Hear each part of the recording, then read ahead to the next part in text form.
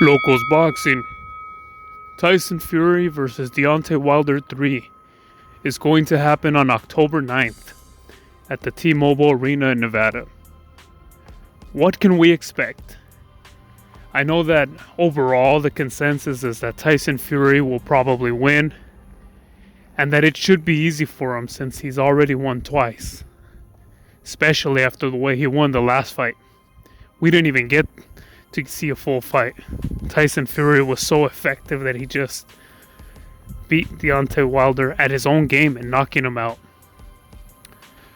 So right off the bat, we know that Tyson Fury has a lot more boxing resources than his skills. As far as the way he moves, he can box, and he can also go head to head and fight. Versus Deontay Wilder is more of the type that relies on his strength, and he stakes out throughout the 12 rounds, trying to end the fight early with one good hit. However, for this fight, I think things will be different. Whether for good or for bad, whether you're going for Fury or for Wilder, I do think things are going to be a lot different than the first and second fight. At least way different than the second fight. I think we should get a more competitive fight this third round. The reason I think that is that I think Wilder learned a lesson from his last fight. I could be wrong, but it kind of seems like Deontay Wilder got too confident in his ability to drop people with one hit. I think that he was acting a little bit too arrogant for that second bout. And that caused him not to be able to listen to the things he should have been paying attention to, as far as expanding his ability on how to use different boxing techniques instead of just relying on his power. Don't get me wrong, his power is a gift. It's really useful. However, he does need to expand and learn how to do other things other than to just depend on that one hit.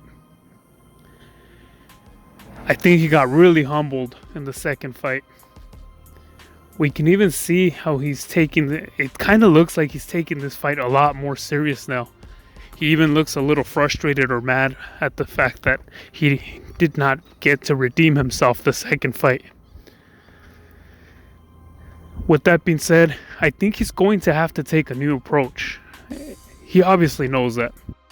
I think the key to this fight is going to be which Tyson Fury and which version of Deontay Wilder are going to show up to that fight. Now, I don't know if the rumors are true, but there are rumors that Tyson Fury has been partying again, hardcore, which there's nothing wrong with that normally, but if you have an addictive personality or if you've had an addiction in the past and you go back to partying, it can trigger things. It can cause you to fall off and start with bad habits again. These bad habits are not good for boxing. Boxing is the sport of discipline.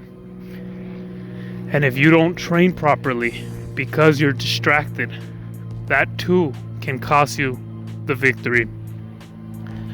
Another factor that I'm taking into consideration is that Tyson Fury has had some personal problems.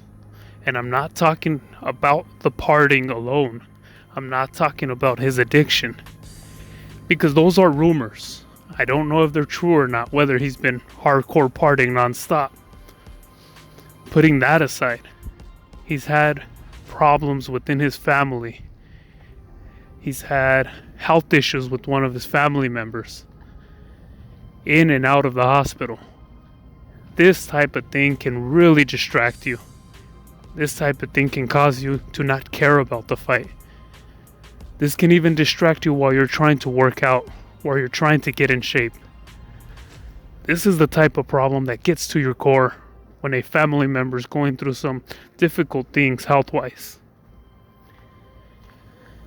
So these two things mixed together, the rumors of him partying and the distraction and worries that he's facing from the health of his family member,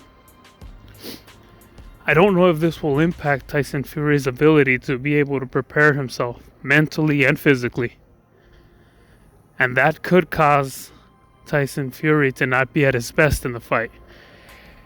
Now, I do give you guys a warning beforehand, is that here I'm not trying to build excuses for either side. I'm just stating what could impact these two fighters' ability on the third fight. Whoever wins, wins. Whoever loses, loses. It's that clear, that simple. Life is life, and unfortunately, there is no exceptions for in boxing when you are in the ring for what may have happened to you on a personal level. On the other hand, Deontay Wilder, if he learned from his mistakes of letting it get to his head, his knockout power, his victories, the fame, if he's humbled himself and he's taken a new approach to learn how to box, how to be more technical, how to get more resources to rely on in the ring, rather than to just be relying on his knockout power, then he can go ahead and surprise Fury. If he's able to mix his boxing power with just a little bit of more boxing technique, then he's going to be able to give Fury a lot of problems. So are we going to get the better Fury? The one that we're used to seeing? That superior fighter that can really box and really go head to head in a fight? Or are we going to get a Tyson Fury that has not been as disciplined as he could be in the gym? Are we going to get a Deontay Wilder that has let his arrogance get to him, where he doesn't want to listen to his trainers, where he's unwilling to learn new things because he's relying on his power? Or are we going to get a Deontay Wilder that has become more lenient as far as changing things, learning new things, and not relying 100% on his punching power? It is very uncertain which version of the two are going to show up on the ring. However, I am looking forward to this fight. I don't really have a favorite in this fight, as I really do like both of these fighters. I do enjoy both of their fighting styles. And I don't really know which version of them will show up.